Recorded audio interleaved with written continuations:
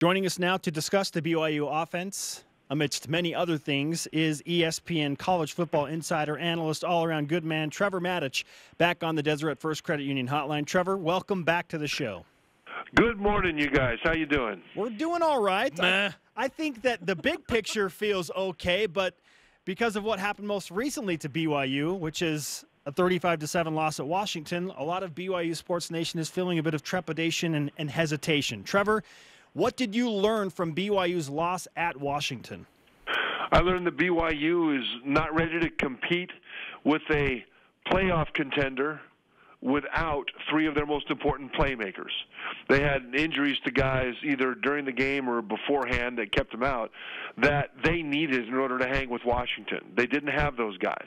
And then they made a few mistakes that let Washington jump on them, and from there it was just a freight train rolling downhill on greased rails for the Huskies. But I don't think you can take this game and say that BYU is now deserving of doom and gloom.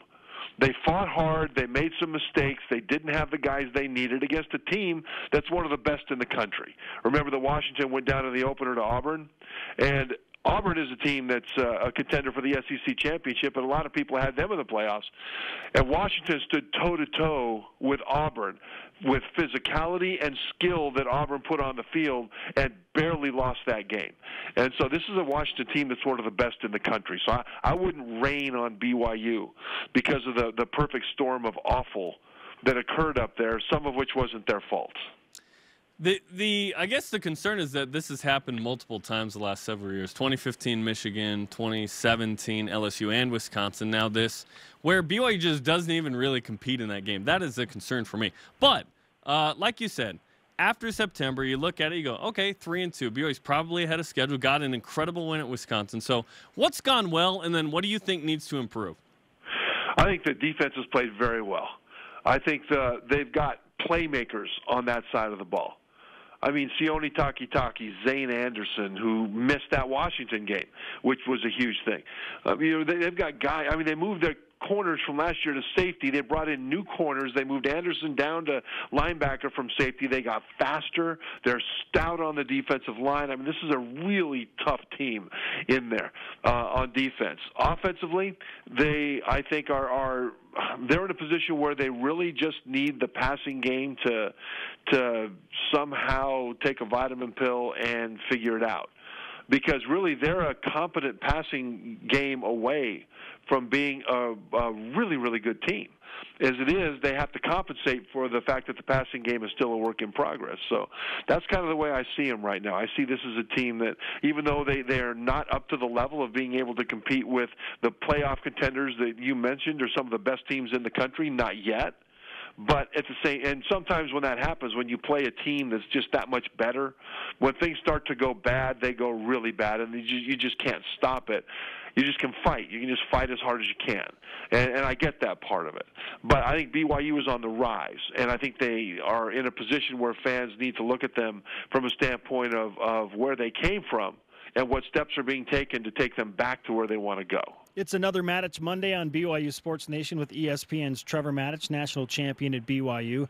Injuries are a clear yet unfortunate part of the more physical trend of what football is today. Right now, you brought up three different injuries. Let's put some names to those. Moroni Laulapututau mentioned that he is out for the rest of the season with an ACL injury. Zane Anderson, we're not sure on. Diane Gawoluku did not play against Washington. What kind of impact do you think these injuries will have on BYU the rest of the season, Trevor? Well, it's huge. There aren't that many teams that go deep enough to where when your key starters get hurt, backups step in and there's not much of a drop-off. And those teams are the ones that we talk about now that are contenders for the playoffs, the Alabamas and Clemsons and Ohio States of the world. BYU is not one of those teams. They've got really solid people for the most part across the starting lineup, but the backups are a work in progress, as it is with most teams in the country. Now, at tight end, they should be able to adjust because as good of a matchup advantage that Laulapututau is, they've still got Matt Bushman and Dallin Holker back there, and so they've got tight ends that can do stuff. I worry about the guys on defense, though, especially Zane Anderson. And his ability to come back, I think, will be a key to this team just because he's an eraser. You know, you go back and watch, for example, the Wisconsin game, and it looked like big holes opened up. Big holes did open up time and time again. And then all of a sudden, number 23 would flash from out of nowhere and stuff the play over and over and over again. And guys like that are just really hard to replace when they're not there, and that really hurt them against Washington. And keep this in mind, that the rest of the schedule, people think that now that Wisconsin and Washington are behind them, hey, it's a piece of cake. Not true. The rest of their schedule, as we look at it from today's vantage point, has a lot of really tough outs, really good teams, some of them playing much better than we expected, like Hawaii. So, you know, this is losing these guys either for the season or for a short time means that the backups have got to step up and make sure it's not that big of a drop-off. You talk about the rest of the schedule. The next one is Utah State. It's Friday night. It's a short week. It's on ESPN. I know that your record against Utah State is something you always like to mention, so go ahead and tell the people how you fared in your career. Well, ask me what it's like to lose to your rival. What is it like to lose to your rival?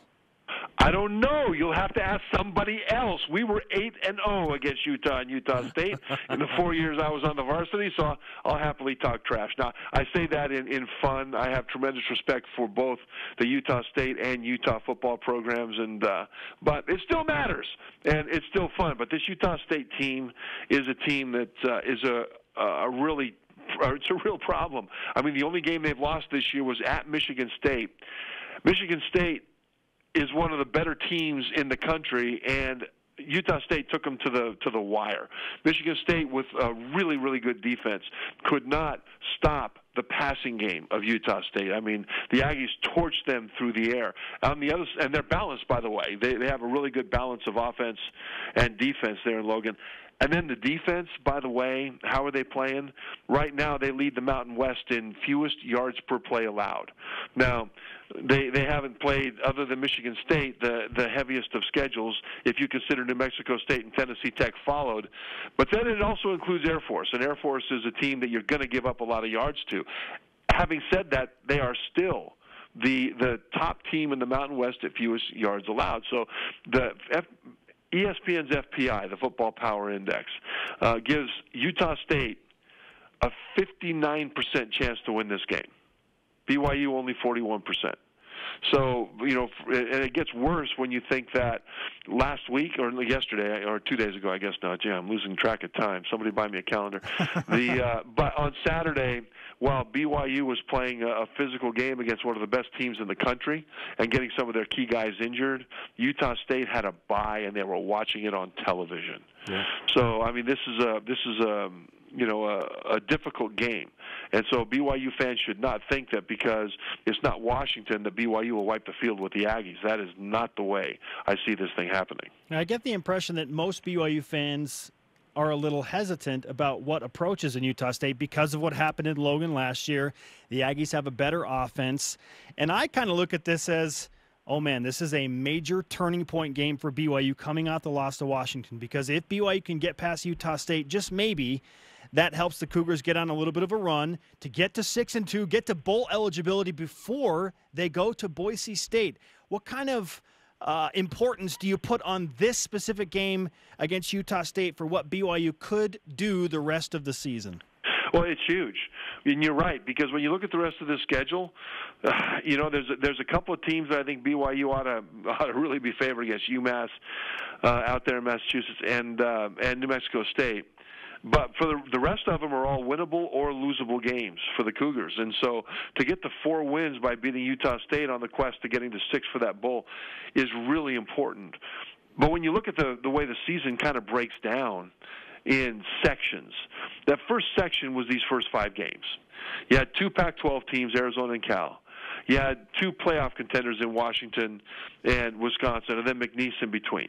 And if you'd have said before the season started that, hey, we're going to finish that first section of the season 3-2, what would you have said? Would you have taken that? Absolutely. Totally. Oh, yeah. Man. Now, it was a different 3-2. You know, they ended up losing to Cal, which, by the way, turns out to be a good team, and they beat Wisconsin. Either way, 3-2, yeah, that's great.